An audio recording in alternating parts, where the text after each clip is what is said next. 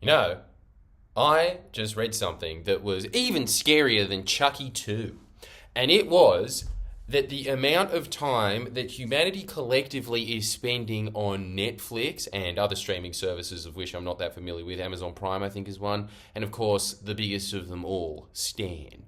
Uh, what all those streaming services combined are showing is that in 1 year, from 2019 to 2020, the amount of time that humanity spent on those streaming services jumped by 100%. It doubled.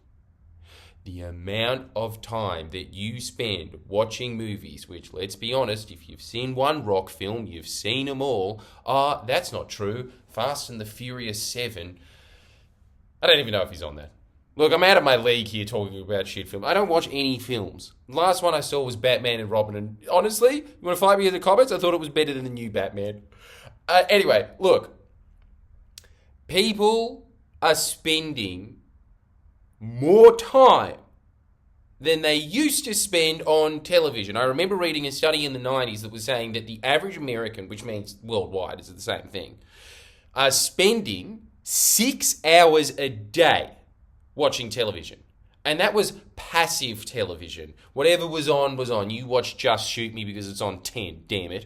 Either that or Backyard Blitz. Those were your options. Now, because you have everything available to you at once. There you go. You want to see the Charlie's Angels remake? Yes, because I'm a fucking idiot. Okay, there you go. Right? You can do that. They have made it so much easier for you to be sucked in. This is the same story that I'm talking about with all of the modernities of having everything available to you at the click of a button is turning you into those pods. There's a lot of movie references of this, but is there a better video for it? The answer is no. I'm going to do the thinking for you because you can't think anymore, can you? You know that Pixar film, Wall-E, how there's all these little fat people just moving around on their little pods, consuming? We're there. We are there. Probably fat while I'm talking about this, aren't you? Now, what is happening is people are more sucked into it, but they also have more distractions, which even fragments their time more. You want another movie reference? It's kind of like Annihilation. Yeah, I lied. That was the last movie I saw. And then it was Batman Returns about a month after that. But here is my point. The way that I get into those movies is by asking for someone else's login. Now, I know that there's a lot of bum hipsters out there saying, oh, so what I'm doing right now? Yeah, but you're doing that because you don't have the money for all the streaming services. I'm saying if you have the money for the streaming services, get rid of them. Get rid of them and get some friend, some schmo friend. I'm going to say a balled up tradie because they usually spend their money on a lot of shit like that in sports bet. You ask for their login details and then you do not remember them on your computer. The reason that you are doing this is because there probably is a movie that you want to watch. But if you are ever in that psychological mindset of, I'm home, it's time for me to consume something, there's other things you can consume. There are other things you can consume that are a little harder for you to get into, such as reading. Don't know if I've ever said that before, but yeah, that's an option, okay?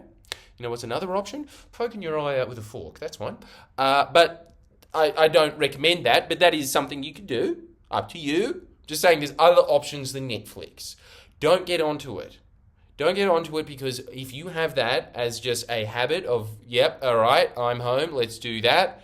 First off, you watch a film. Let's be honest, what was the last film that you actually enjoyed watching? I'm going to guess that it was 4 months ago, and you watched a lot of crap in between, and you probably watched a lot of movies that you've already seen. Pathetic.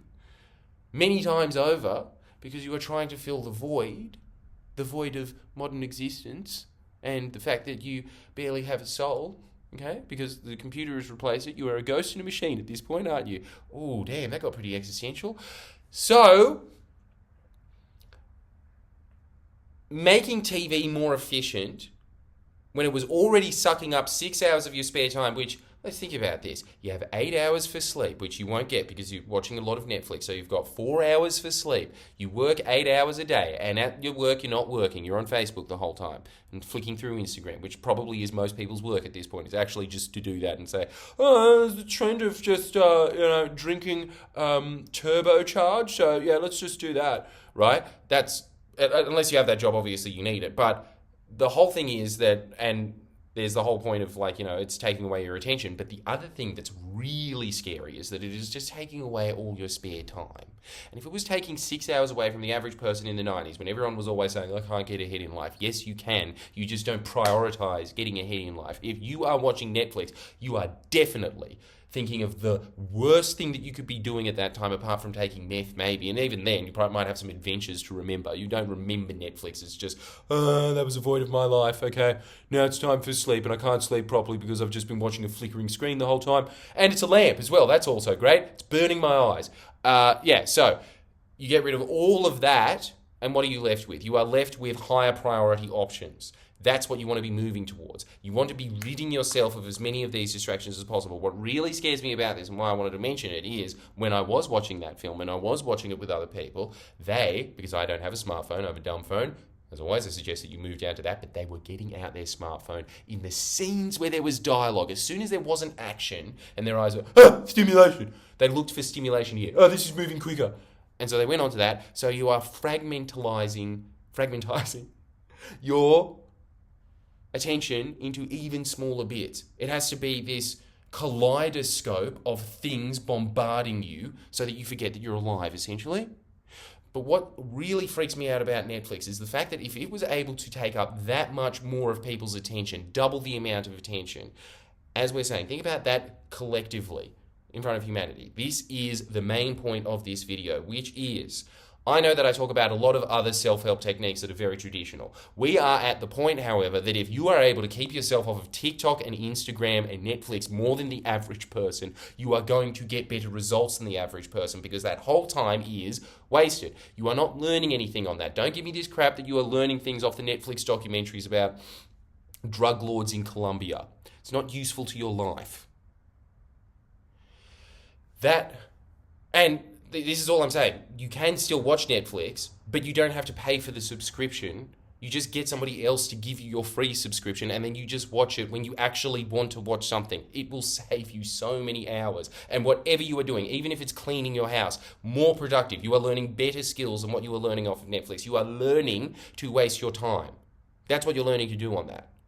So this is just another friendly reminder that if you are able to keep off of anything that even remotely resembles social media, you're going to get ahead. That's the first step. This is how bad it is. It was hard enough to succeed before these things existed. Now that these things do exist, unless you are utilizing it as a tool, and let's be honest, 99.9% of you are not. You are using it as a passive device. It has made it even harder, because it's like these people were starting here in the 90s. You're starting down here. You're starting down here on two things. First off, because it's just like, I'm not getting a seizure. This is boring if I'm not having constant happening to me. You have to get rid of that. You have to train yourself out of that first. That's the first step. This is how low you are, you worm. You are there, and you have to move yourself up to just baseline level of, all right, I've got comic books that I can look at now, like you did in the 90s, or you had free-to-air television. But even then, you got digital channels, you got more options. This is the insidious part. The fact of everybody being lazy and demanding things, which is just human nature. You want to know a little tip about life? If you want to get into business, just assume these basic things. People will do the most expedient, lazy, easiest thing possible. If you can give someone a quicker way to getting what they want in life, sky's the limit. So, when it comes to these options, you want to be eliminating anything that is a waste of time, a passive waste of time. But the thing is, that what's even more insidious about these things is it's not only wasting your time, it's destroying your ability to concentrate. So you have to get off of that first. It's honestly like detox. You're just being Johnny Depp at the detox center now. That's you. You're a heroin addict. You need to get off that first. You need to acclimatize to being bored. Being bored is a lot better than being overstimulated. Any day of the week, give me boredom. Give me sitting around a dog park. In fact, it's better. You probably have better memories of sitting around in a dog park than you do of most films. 95% of films. It was probably more entertaining watching a labradoodle sniff a staffy's ass and it getting freaked out. So that is my recommendation to you. Please, for the love of God, get off it, because it's doing nothing but damage. And this is the worst part. You can't, just remember this, you can't get that time back. That time could have been incrementally making you a little bit better. Instead, it was making you a little bit worse. Don't sign up for these things. It is, I think, one of the worst decisions you can possibly make. And I'm really mostly basing this off the fact that you aren't even, when you waste time in other things, at least you are getting some kind of oxytocin out of it. All of that is just pure dopamine, pure dopamine. Get rid of that, right? And my challenge is always to you, is instead of that, this is your homework for this round. Instead of that, you've got a book at home that is in your field. I don't want you to go on the internet. I want you to get directly off the internet. I want you to download the self-control app if you don't have it, but if you do have the self-control app, I want you to turn it off now, and I want you to immediately go into a book. I'll even accept a podcast that is mildly educational in the field that you want to learn things in. I'll go for that. But I want you to, as soon as this is done, go read a book for an hour. Put a timer on, read it, and notice the difference in how you feel. You watch Netflix to relax. You will not feel relaxed at the end. That is like eating cotton candy for 3 hours instead of reading a book, which is just having a nutritious meal for that hour. Feel the difference. Feel how that makes you feel. Start that habit now. Get rid of the temptations. That's the first step to getting rid of any addiction in life. The first step, say you're addicted to cigarettes, and I was, still a sinner today, but the reason that I smoke is because it's in front of me. So you get rid of it. You get rid of cigarettes as much as you can, and then you have a much healthier life as a result. Obviously, because if you have a pack there and you're addicted to cigarettes, what are you going to do? Smoke them, aren't you? And then you're going to go and get another pack because you had it before and now it's not there and now you're feeling the withdrawals. But what if it just wasn't there for a long time? You would forget about it, you would move on, you would get another habit. That's what I want from you today. Anyway, thanks for your time. Make sure that you sign up to Jordan Shanks where you'll be getting more of these reminders. And these reminders are, as I keep stressing, investments. These are investments in yourself. Every time you get one of these reminders, it is the exact opposite of Netflix. As I would have frequently stated, me reminding you of that and you act on it and you reading that book, isn't that worth the couple of dollars? Just that reminder. You probably will get a couple of dollars of information out of that. You'll be getting more information out of it anyway because there's just hundreds and hundreds of books of self-help that I've read over the years that I keep imparting onto people. But on top of that, just the basics of idiot, stop scrolling Instagram. That will help you in the long run massively because the world is facing a skills shortage. Don't contribute to that. Be one of the very few people that is able to accumulate skills in the 21st century.